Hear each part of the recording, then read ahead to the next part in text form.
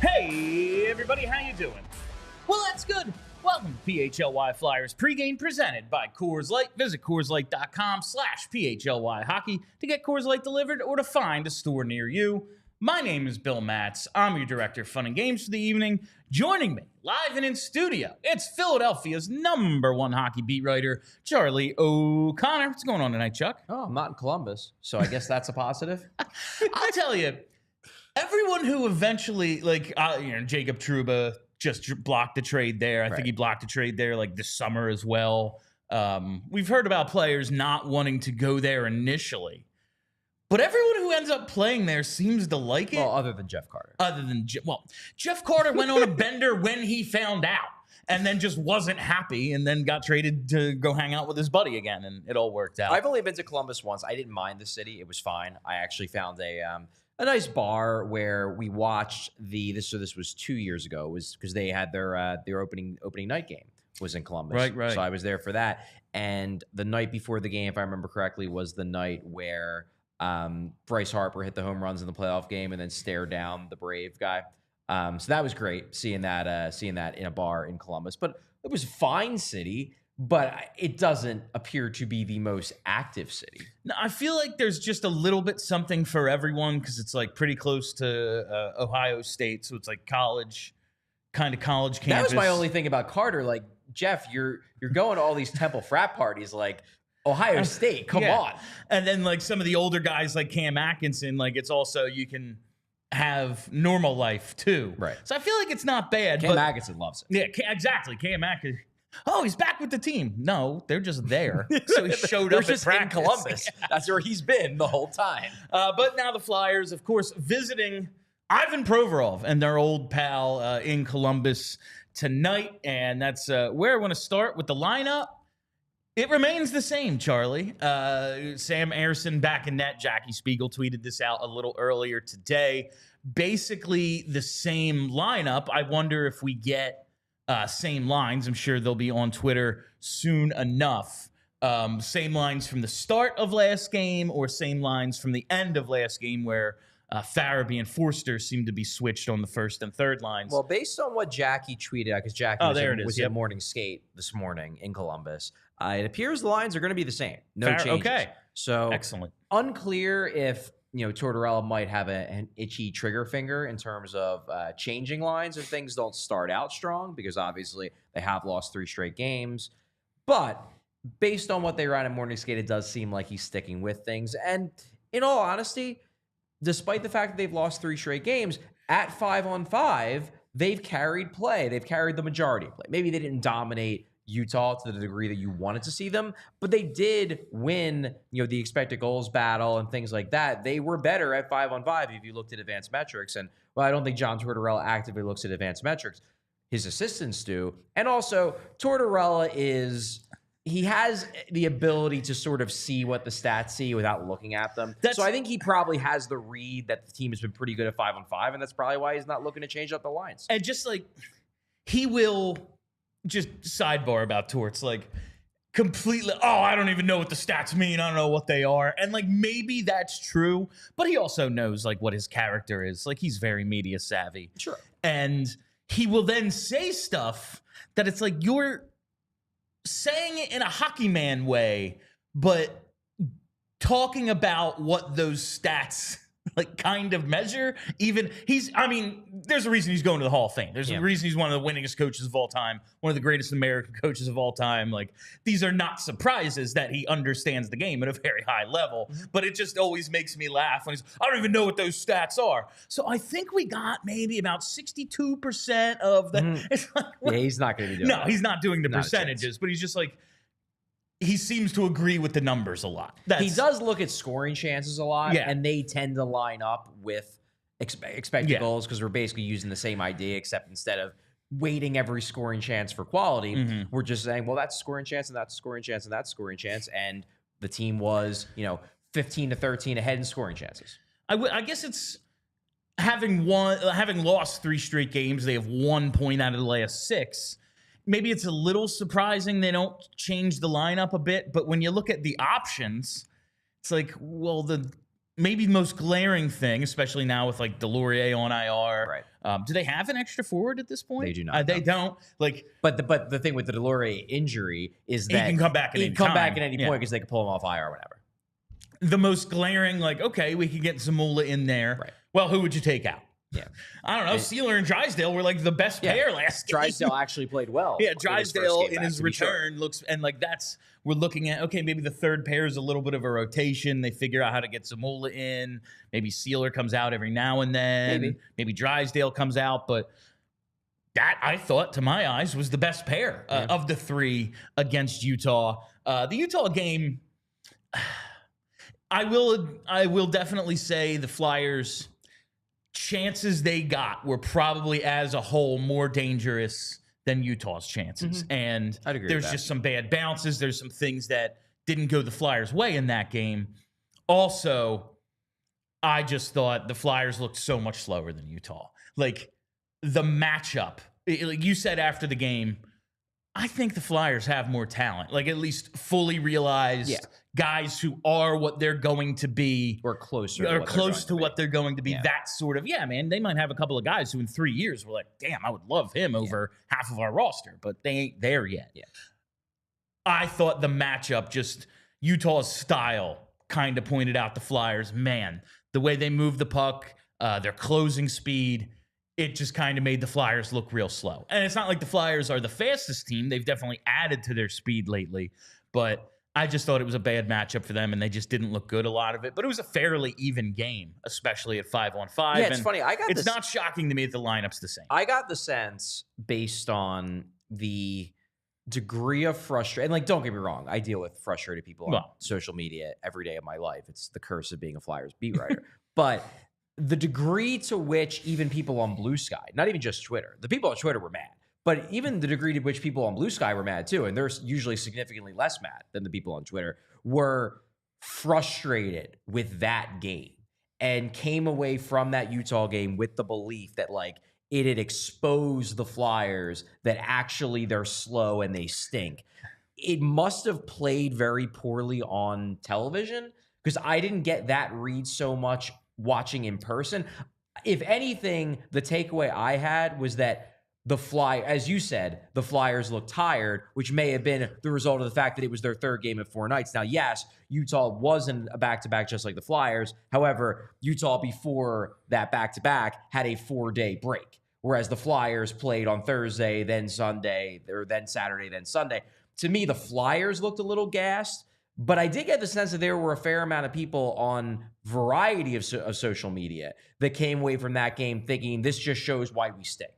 Yeah, I thought they definitely looked, whether it's gassed or just a step slow, whatever it was, they just looked a little behind, but I didn't think it was an indictment of the team. It was just like, bad matchup tonight, whether it's a schedule spot or just maybe that. I was surprised at how many people, like, I had somebody in my mentions, this is the first game that they had Drysdale back, who came away from that game convinced that the Flyers defense is too small. And I'm like, look, that could be a problem. I am not ruling out the possibility that a defense with Cam York, Jamie Drysdale, and Emil Andre ultimately proves to be too small. But there's no way you could come to that conclusion after one game, a game where one of the 3 and Jamie Drysdale actually played quite well. Yeah. Surprisingly well, in fact. There's no way you could come away from that game with certainty that that is true unless you came into the game with the belief that that was true. No, like, that was I didn't think they beat the Flyers up on, like, if Florida had come in and just beat the crap out of them a couple of games prior, you can go, all right, man, maybe you look at the way Florida, and, that should be the measuring stick. Florida's awesome. They're one of the best teams in the league. That's what you want to be. You want to be the Panthers. if they have come in and just run them through the boards on every dump in, every time they're on the forecheck, sure, come to that conclusion. Yeah. That wasn't the case. No. And then if anything, the Flyers lost that game because they maybe played too physically and took a dumb penalty with less than 3 minutes left in the game. I didn't come away with. I saw you have a couple interactions like that. I was like, that wasn't my takeaway. If anything, I thought the Flyers were too slow in the game, not too big or not too small. It was a weird game because I just got the sense, and maybe this is just me being influenced by 5 to 10 people on social media, but I got the sense that game was an especially frustrating one for a lot of fans. I thought that was interesting. It is definitely. What day was that? Was that Saturday? Yeah. That was Saturday was the Saturday game was Utah. Saturday game was the Boston game where the penalties, and we rehashed that one. Yeah, the Utah game, it just struck me as one that people were frustrated about. And this game, turning it to tonight's game against Columbus, this is a game that could also be a game that proves frustrating to fans if the Flyers don't not just win, but convincingly win. And the funny thing is, Columbus isn't, from a talent standpoint, they are not an impressive roster. However, this year they have not been terrible. They haven't been great. They're 500. They're not going to make the playoffs, but they're around hockey 500. If you look at their underlying 5-on-5 metrics, they're around 50%, which is about 7 percentage points better than I thought they were going to be. When I looked at their roster going into the season, they've got some guys like Zach Werenski, who's playing really well this year. Kent Johnson appears to be taking a leap into the guy they thought they were getting when they took him with the top 10 pick a few years ago. So they're not terrible. But I do get the sense that this is a game where the expectation for Flyers fans is that they're going to find a way to win this one. And they probably should, but they have to not show the sort of frustration they've showed in recent games. Maybe not be the retaliatory team, as I've said recently. I'd just rather be the aggressive team and make them slash us. But a guy who has shown a little bit of frustration, at least in that last game, Matvei Michkov. And honestly, for really, really good reason, I want to play this clip. The reason he got kicked out of the last game, because you see the altercation and he maybe got butt-ended in the face. He gets a couple extra pops to the face. He's throwing a couple. Yeah. He's throwing a couple over the pile, and that's typically frowned upon. But I want to play this clip of why he got kicked out of the game. He's being abused by an official here. This official is attempting to purposefully injure and permanently damage Matvei Michkov's hearing right here. I'm not going to go that far. What else? What other reason would you have to blow a whistle? What's that? Let's call it 8 inches away from the ear of one player. 3 officials. The number 50, the official in the back. You know what he's not doing? As that player is pursuing Michkov, blowing a whistle in his ear. That is true. I'm not going to go so far as to call it abuse and that he was going to deafen Matvei Michkov. However, it did strike me as a very, you know what my interpretation of that clip is? It strikes me as condescending and patronizing, because my read of that, and maybe I'm going way too far, what I am looking at that and what I'm reading into that is that they were telling Michkov to stop, and the ref has in his head, well, this Russian doesn't even understand English, so I'm just going to tweet this whistle real close to him, and that'll get his attention. So, I wouldn't consider it abuse or that he was trying to kill his hearing, but it does strike me as something I don't think he would have done to an English-speaking player, and he does to a Russian-speaking player because of just that feeling of well, that's the only way I can get his attention because he doesn't understand what I'm saying. That official should never be allowed to referee another Flyers game. Absolutely not. If Ed Snyder was still alive, that official would be looking for employment right now. I guarantee that 100%. I haven't been this fired up about something in a long time, because as soon as an authoritative figure, which an official is supposed to be, abuses their power, which is what that is, he's trying to get Michkov to swing at him. Yeah. Because what else would you be doing there? There's no other reaction if someone is screaming in your ear 8 inches away. Sorry.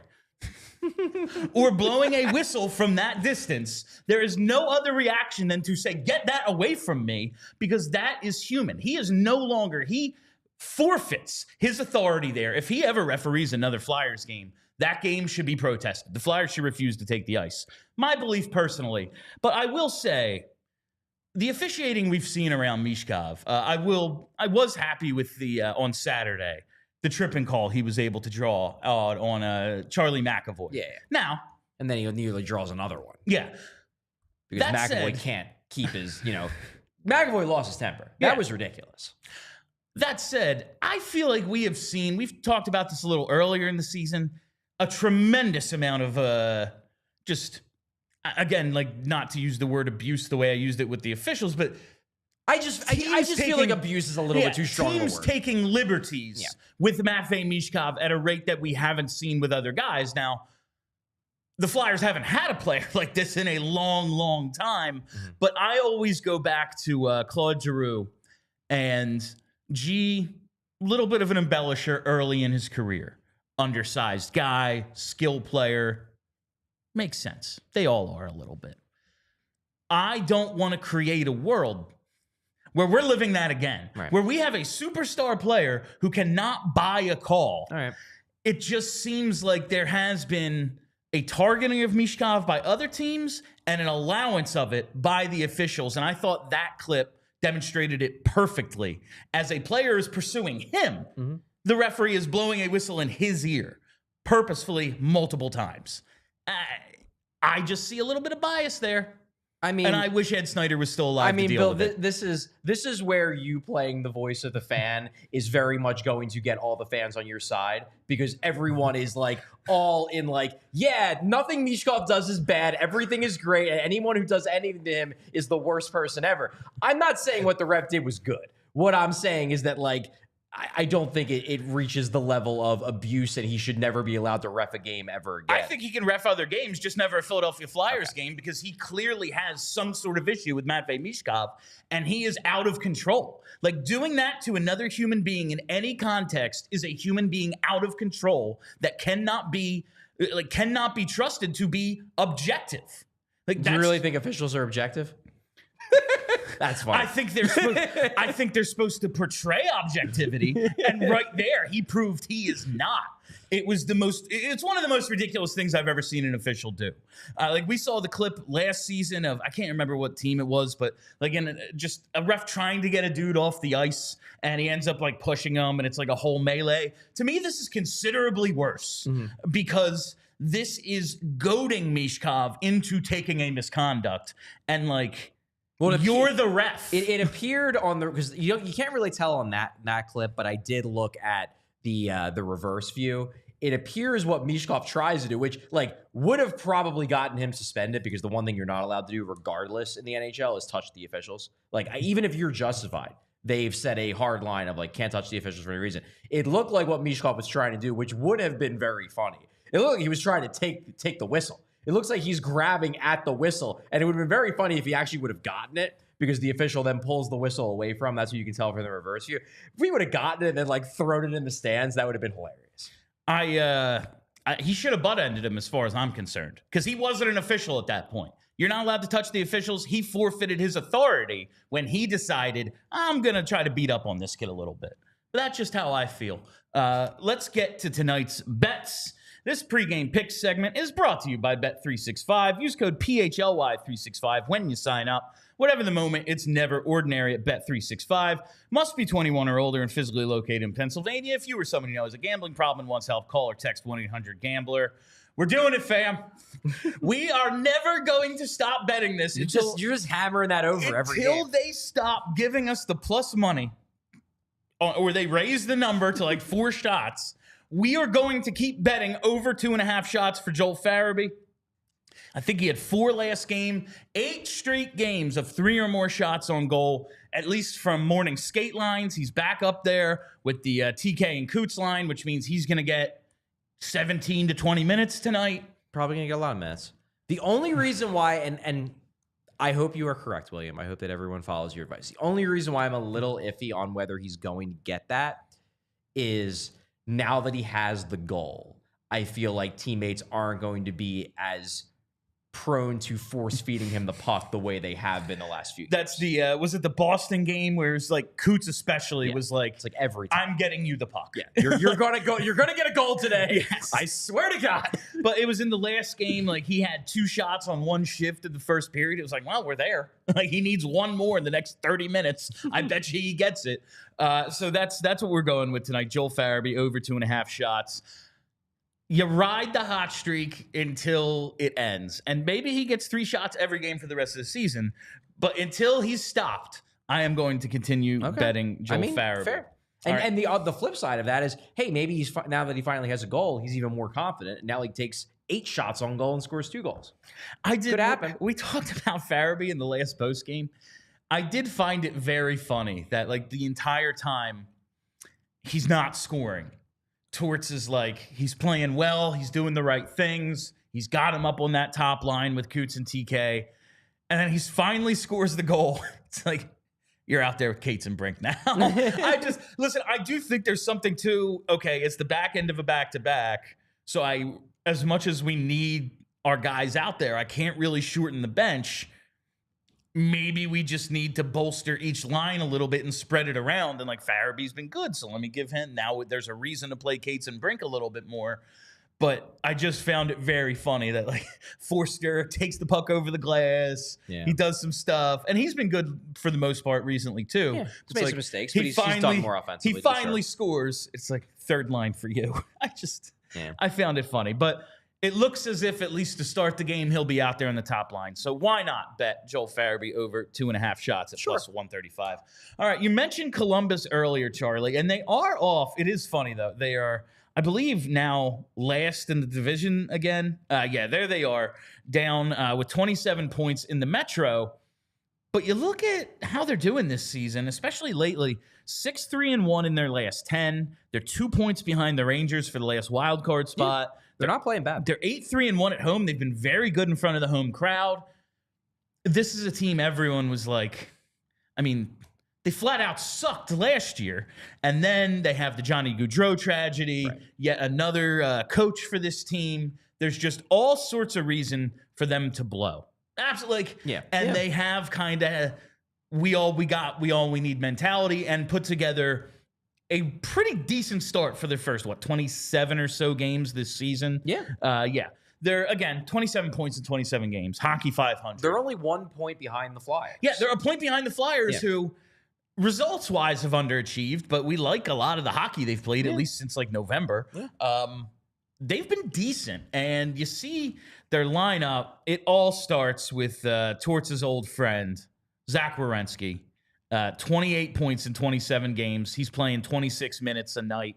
He has been awesome. He is going to the Four Nations. I find myself rooting for this team quite a bit, even with Ivan Provorov on it, who right there at 23-18, it looks like he's on his way out. And according to trade rumors, he's probably not going to be on this team by the end of the season. It seems like he is a near lock to be traded at the trade deadline because he's in the final year of his deal. No, this is a team where when they're not playing the Flyers, given everything they've been through, they're a pretty easy team to root for. Yeah. But Flyers fans aren't going to be rooting for them tonight, obviously. No, certainly. Adam Fantilli, it is interesting. Like, I just thought he'd be better.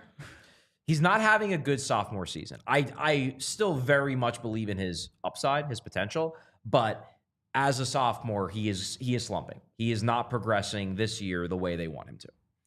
It's just, it takes time for these guys. It does. And it's and like you look at Connor Bedard and he's not having the season he had last year. He's off to a rough start. Yeah. But you just look at these guys drafted ahead of Matvei Michkov. Thank God he's Russian. Thanks so much that this dude is Russian and nobody wanted to touch him. Now listen, there's geopolitical reasons for it as well. Not just the contract, not just the language barrier. There's the we don't know if we can get him out of there, and for good reason. The Ivan Fedotov thing unfolded a couple of months before that draft, was it? Is that the way it went? I think it was the year before. The year before? I believe. I'd have to go back and look. Yeah, I can't quite remember the time, but good reason that people were afraid of it. But man, you look at some of the names ahead of him. We'll see about David Reinbacher. I bet you he turns out good. Will Smith, I bet you he turns out like a good player, but a lot of these guys have a full season ahead of him, and here he is with almost as many points as some of them. Yeah. Thank you. All these teams ahead of the Flyers. Yeah. That's my main takeaway when I look at Adam Fantilli and really that entire draft class. And if you want to see just how good of a rookie season Matvei Michkov is having, go to allphly.com. We have a new article up on Michkov's rookie year in comparison to all of the other phenom rookie seasons, really since around 2004, 2005. Our new contributor, Daniel Bompadre, wrote it, published it today through 26 games. Check that out. It's for diehards only. And if you're not a diehard, become a diehard. All right. Simple. I really thought you were setting up the Montreal trip. Sure wasn't. And I was like, if you're about to start doing my stuff, well, I'm going to start writing in articles on advanced analytics, see if I can get you fired. But luckily, that's not what you were doing. But if you want to see Matvei Michkov up close and in hockey's birthplace, you got to go to allphly.com right now. Check out this road trip we're doing with Philly Sports Trips. It is going to be a great time. April 4th to the 7th. All sorts of packages with different price points, but you can sign up for round trip airfare, hotel stay, tickets to the game, all-inclusive tailgate package, meet and greet with Brian Prop. This is going to be so much damn fun. I hope every single person listening buys a package right now because Philly Sports Trips puts on one hell of an event, and we're going to be there for a few days in Montreal. It's one of Charlie's favorite road cities. Kelly's already got all sorts of stuff planned. It's going to be a great time. So make sure you head over to allphly.com right now and get this. There's no better Christmas present than the gift of Flyers hockey. And you can get it with an awesome road trip right now. Allphly.com. Hit that events tab. All right. Do we have any super chats today? A couple. Okay, we have a couple. Let's start out with Gary B. Morgan Frost will pot a goal. I have a feeling it is about time. Gary B's been on a little bit of a hot streak recently, hasn't he? He has been. I'm glad. Because Neil Stradamus doesn't like to do it every game because then it loses its meaning. Right. He's only going to make the predictions if he's feeling truly confident that the prediction is going to come true. Gary B, much like me with the Farabee shots over, he's going to keep playing the hot hand. It is about time for Morgan Frost to do something.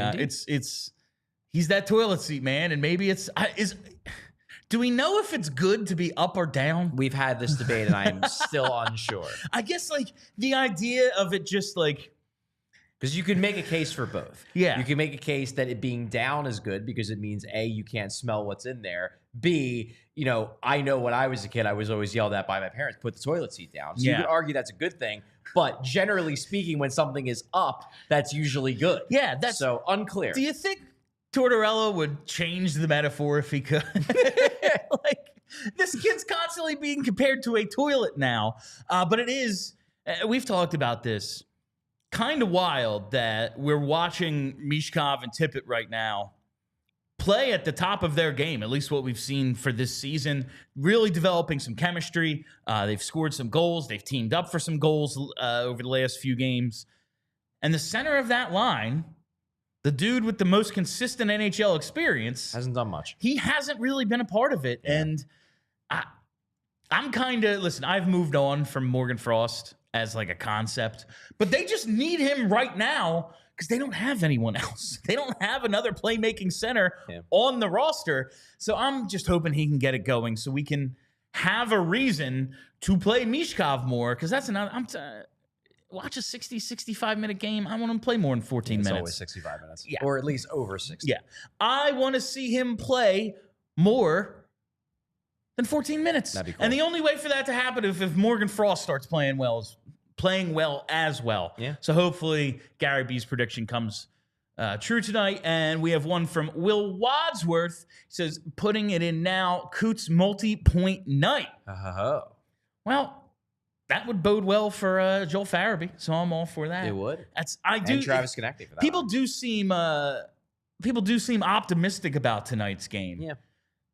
Columbus is good. They're not good. They're better than maybe you think They've been good at home, and they're tough to play against. I guess that's the best thing you can say about them. Yeah, Flyers have had their troubles closing out games throughout this season, especially lately. So we will see how that goes. But based on a couple of super chats, I think people are pretty optimistic about tonight. All right, and that is all the time we have on the PHLY Flyers pregame show presented by Coors Light. Visit CoorsLight.com/PHLY hockey to get Coors Light delivered or to find a store near you. Charlie and I will be back for post-game as soon as this goes final, so make sure you're following us right here on the YouTube page and tune in for that. Hit that reminder bell so you never miss a live show. Follow us on Twitter at PHLY_Flyers. That's where I do all my in-game tweeting. And follow the podcast as well. You know where to get that. All right. My name is Bill Matz. That's Charlie O'Connor. Until post-game, let's go Flyers. We all silly like the mayor.